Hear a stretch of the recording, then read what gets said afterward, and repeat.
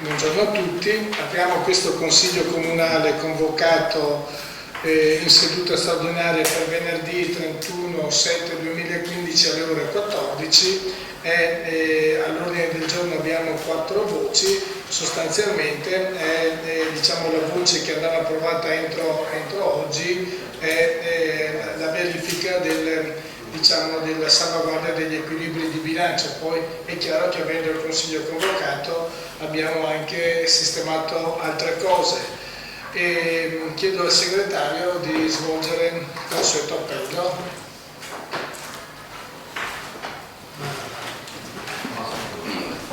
Sebastiano Luca, Cazzaro Eugenio, Buio Elena, Zaletti Barbara, Svero Fulvio, Rachela Giuseppe, Benoni Giorgio, Gatto Maria Vittoria, Bergamini Damiano, Assente di Fadia, Franceschini Renzo, assente l'ufficio di lavoro, Zanetti Dio. presente.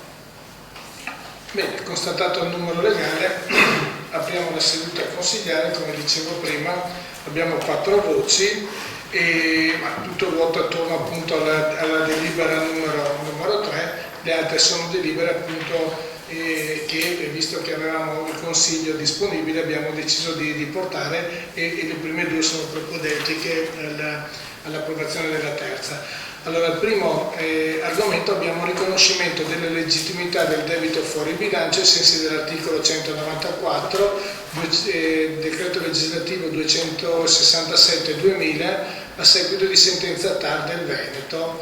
Diciamo molto semplice la spiegazione di questo punto. Allora, l'amministrazione ha perso un ricorso e la perdita del ricorso comporta una spesa di 3.100.000 da parte dell'amministrazione che non era non preventivabile, non era bilancio e va sostenuta. Chiarisco, per dovere appunto di informazione, che il ricorso non è stato perso dall'attuale amministrazione, ma è un problema della precedente amministrazione, la cui sentenza è arrivata all'amministrazione, mi sembra colpevolmente 3 anni fa, non si era presentata, non aveva partecipato al ricorso difeso del comune, e questo ha fatto sì che l'amministrazione debba soccombere.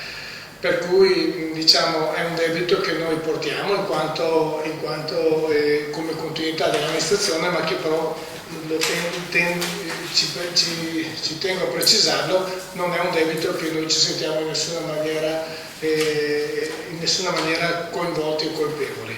Se ci sono degli argomenti, degli interventi, prego. Io solo di carattere generale anticipato e non riferito alla delibera, era due precisazioni sull'orario di convocazione del Consiglio. Immagino che le problematiche ci siano, ma ci sono per tutti per il lavoro, quindi già anche noi avevamo questi problemi e quindi è naturale che si ripetano, e quindi anche questo è una cosa. La seconda è sul fatto della convocazione in seduta straordinaria. È già mi sembra che sulle ultime 2 volte che si usa la convocazione in seduta straordinaria, la quale sappiamo riduce i tempi di analisi, e la seduta straordinaria deve essere eseguita per motivi d'urgenza, motivi rilevanti e indilazionabili. Sicuramente penso che la data del 31 luglio per l'equilibrio di bilancio era conosciuta magari già da prima, penso che si poteva anche programmare senza usare, ecco, questo è un invito per le prossime volte se non c'è l'effettiva urgenza di convocarlo in seduta ordinaria, senza andare sempre ad usare il motivo d'urgenza. Grazie.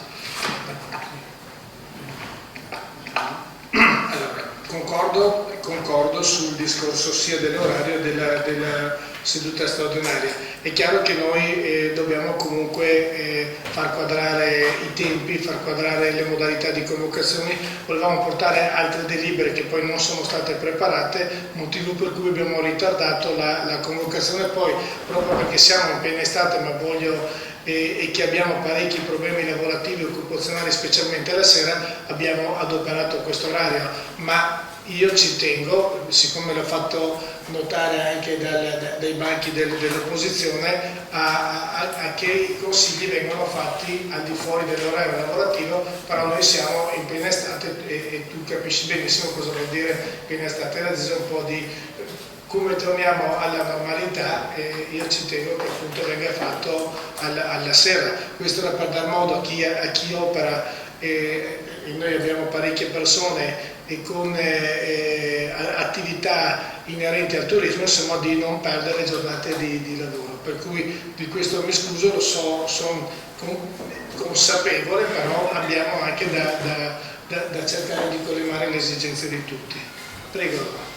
Sì, io volevo specificare una cosa che peraltro era già stata precisata in precedenti consigli. Le modalità di convocazione del Consiglio Comunale sono 3 previste dal nostro regolamento: quella ordinaria, quella straordinaria e quella d'urgenza. Quella d'urgenza è pacifico, ci sono le 24 ore di anticipo da rispettare.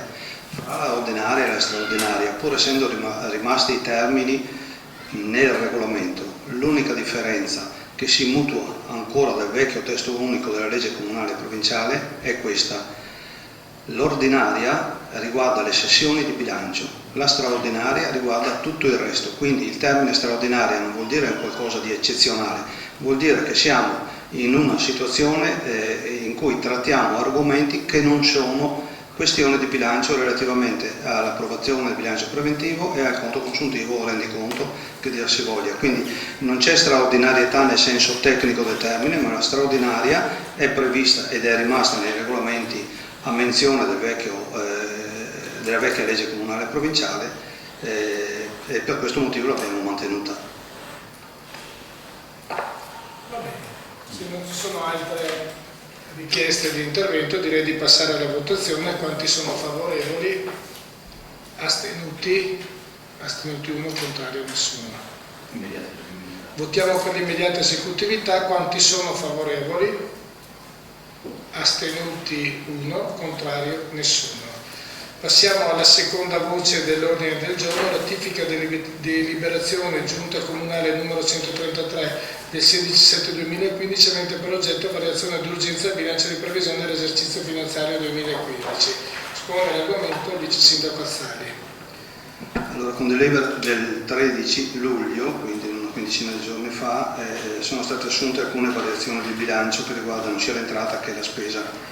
Per quanto riguarda l'entrata, abbiamo nel dettaglio una maggiore entrata di 57.000 provenienti da sanzioni amministrative, in particolare combinate dall'ufficio edilizia privata, un'ulteriore entrata di 16.800 titolata come introiti diversi, ma che fa riferimento a un trasferimento già incassato peraltro da parte della Regione per una diversa quantificazione delle quote della casa di riposo.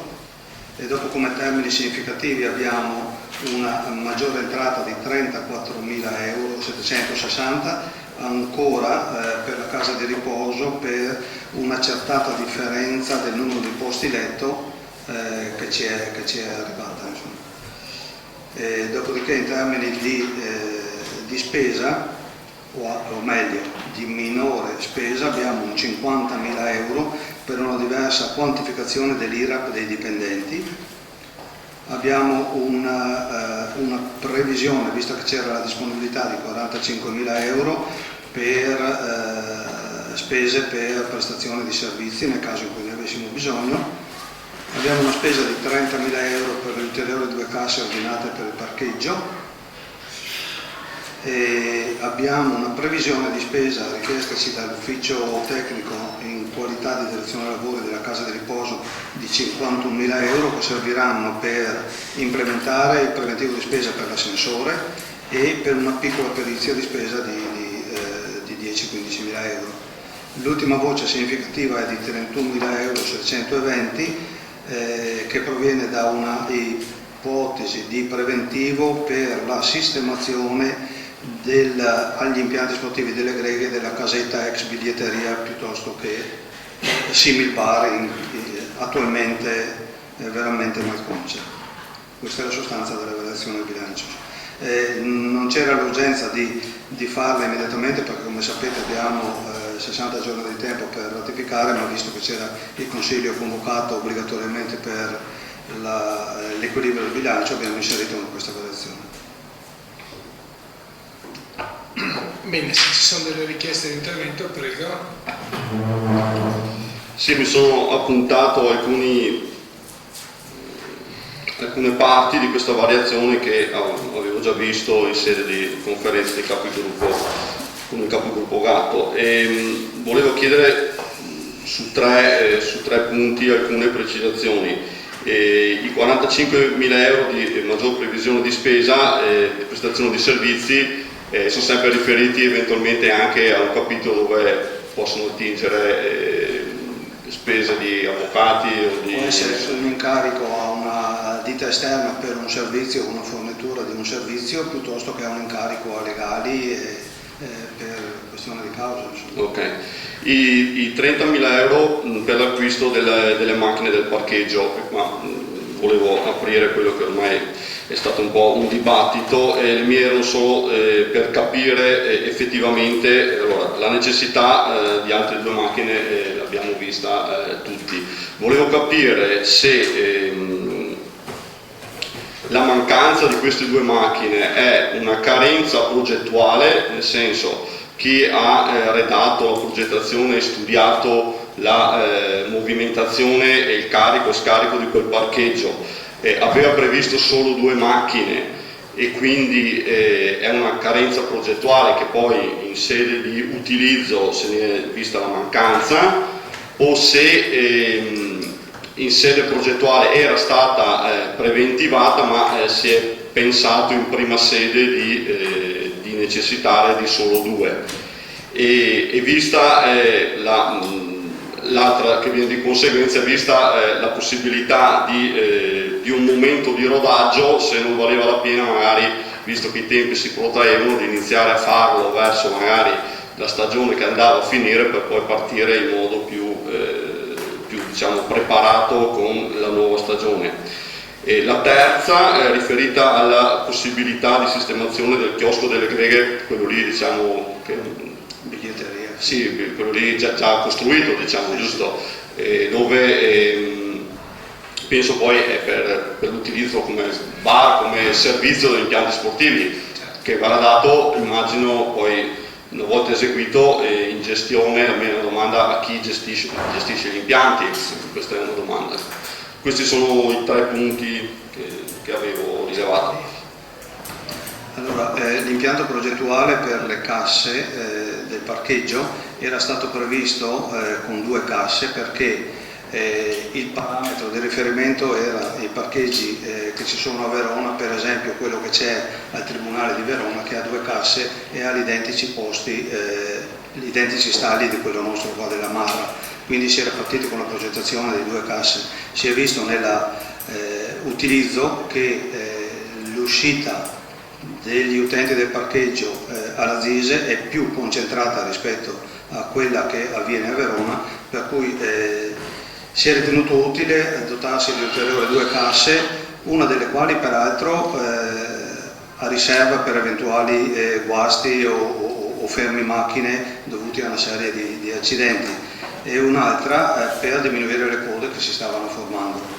Allora, dal punto di vista della esecuzione, la terza cassa martedì entrerà in funzione, la quarta cassa sarà fornita a mo' di riserva verso la fine di agosto, quindi è in parte un implemento delle previsioni iniziali previste con due casse e in parte, perché i 30.000 sono per due casse da 15.000 euro l'una, e in parte come dire, accantonamento di una cassa per eventuali disguidi della gestione. L'ipotesi di far partire più avanti la sperimentazione non era sostenibile, anche perché si rischiava dal punto di vista finanziario che nel momento in cui si fosse partiti a settembre-ottobre con un nuovo tipo di contabilità che da quest'anno è in funzione, si rischiava di non poter più fare l'impiego di spesa e l'acquisto, quindi abbiamo deciso di partire comunque perché la parte a terra dei cavidotti e quant'altro era pronta, le forniture erano pronte anche se sono arrivate un attimo in ritardo, quindi abbiamo deciso di partire con le 2 casse così come previsto. Sì, allora l'altra invece la risposta è che stiamo pensando appunto di fare dei lavori di straordinaria manutenzione degli impianti sportivi che permettono appunto di aprire il bar che poi viene gestito dalla società che gestisce gli impianti sportivi direttamente o indirettamente. Questo è appunto per avere un centro sportivo funzionale per i genitori che vanno al campo, per le famiglie, insomma, che possano, se piove, se vogliono stare insieme così, avere una minima base di appoggio. Poi per quanto riguarda i parcheggi, probabilmente condivido tutto quello che ha detto il vice sindaco, lui l'ha solo accennato, noi probabilmente siamo partiti in ritardo, non per colpa nostra ma per i ritardi dovuti alle consegne. Noi avevamo preventivato marzo-aprile di avere, per noi la decisione era se aprire sotto Pasqua o aprire subito dopo Pasqua. Abbiamo aperto, allora tutto è arrivato a singhiozzo, tutto è arrivato un po' alla volta, tutto è arrivato in maniera rallentata, per dire da 2 mesi che abbiamo ordinato le altre 2 casse, mi sembra, una arriva a fine luglio, anzi no, oggi è già fine luglio, per cui primi di agosto, e l'altra arriverà a fine agosto, primi di settembre. Sono stati ordinati 2 mesi fa, non solo, causa del grave disguido è stato soprattutto anche il fatto che lì abbiamo incaricato dei nostri tecnici di valutare che le 2 casse nuove dopo 5 giorni una si è rotta e dopo 7 giorni si è rotta l'altra. Parliamo di apparecchi che dovrebbero funzionare perfettamente, che siamo stati sfortunati, siamo noi che ce la tiriamo, sì appunto, questo è vabbè, insomma, c'è anche da tener conto di questo. Bene, se non ci sono altre domande direi di passare alla votazione. Quanti sono favorevoli? Astenuti? Contrari? Un contrario, nessun astenuto. Votiamo per l'immediata esecutività. Quanti sono favorevoli? Contrari? 1, astenuti? Nessuno. Passiamo alla terza delibera, che penso che chiuda tutte queste delibere precedenti. Salvaguardia degli equilibri di bilancio per l'esercizio 2011 al senso dell'articolo 2015 al senso dell'articolo 193 del decreto legislativo 267/2000, variazione di bilancio. Prego il vice sindaco di esporre la delibera. Sì, allora, il motivo fondamentale della convocazione del Consiglio Comunale, come diceva il Sindaco, era questa delibera che aveva una scadenza che inizialmente sembrava fosse stata posticipata, poi invece abbiamo avuto il contrordine, per cui abbiamo dovuto convocare il Consiglio in questi giorni di stagione turistica.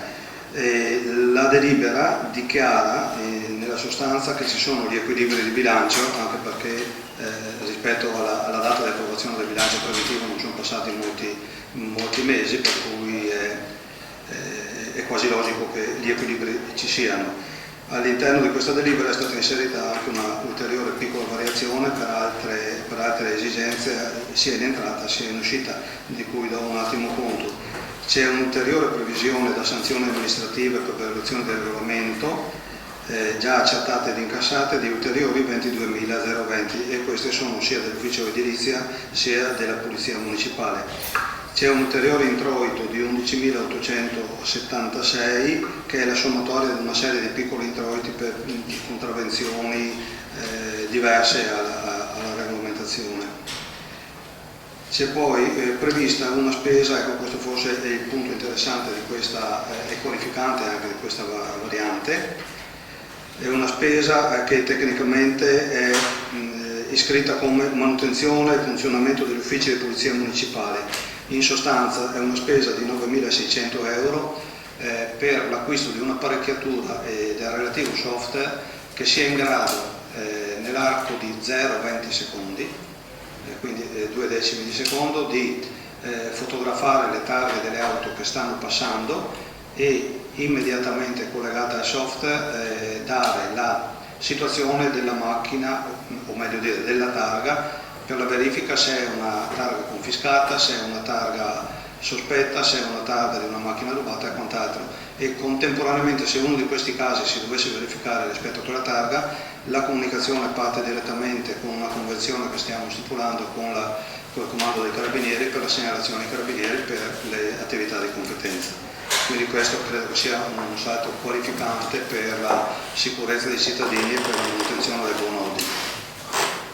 C'è poi un'ulteriore spesa di 8.000 euro sempre per l'attrezzamento e il miglioramento della strumentazione del parcheggio per le cupolette che coprono le casse e una spesa di 9.000 euro per la custodia dei momenti serali per aiutare gli utenti a eseguire i pagamenti in maniera corretta. Un'ultima spesa poi di 5.000 euro per implementare gli interventi di disinfestazione e di deratizzazione del territorio. Alla fine del tutto la delibera dichiara che sono comunque mantenuti gli equilibri del bilancio. Se ci sono degli interventi, prego consigliere. Sì, ho sentito la sua esposizione riferito a quella,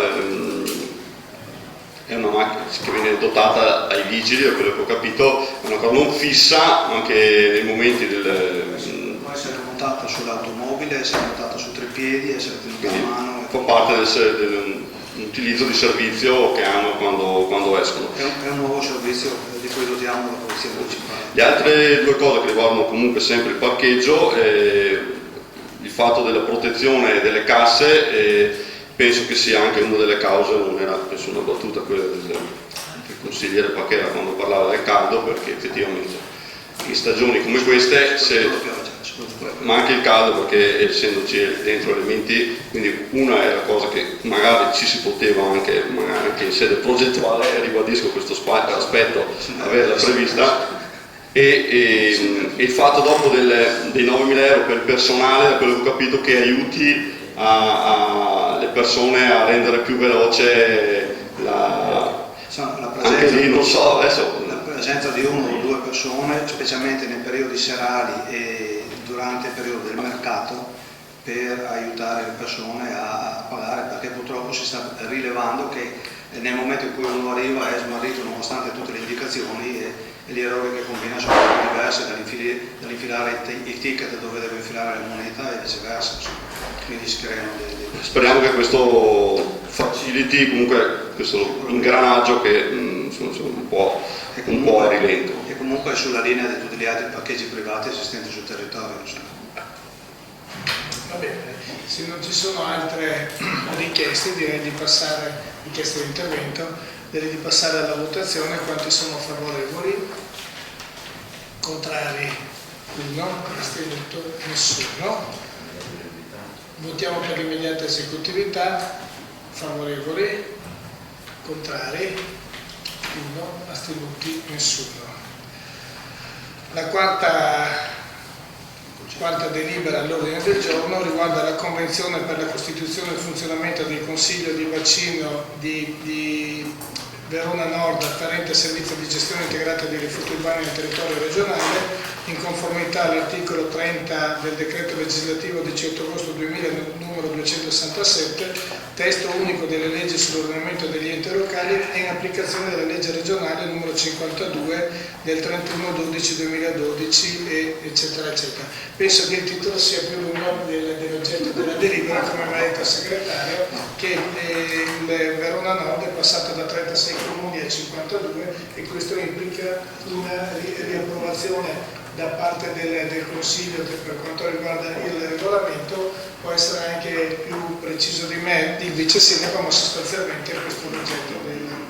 Sì.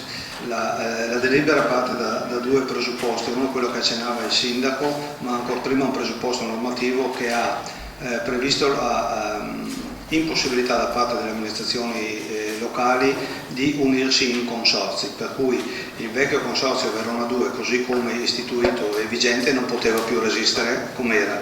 Dall'altra parte c'era una normativa regionale che stava mutando e a seguito di questa normativa nazionale dei consorzi aveva predisposto la costituzione dei cosiddetti ambiti di bacino, che dovevano essere le vecchie autorità del settore che avrebbero dovuto gestire sovrintendere la gestione dei servizi. Se ricordate, la provincia di Verona era stata suddivisa in cinque ambiti nell'ora: Verona 1, Verona 2, Verona 3, Verona 4, Verona 5. La Regione nel 2014 ha modificato questa composizione portando gli ambiti da 5 a 3.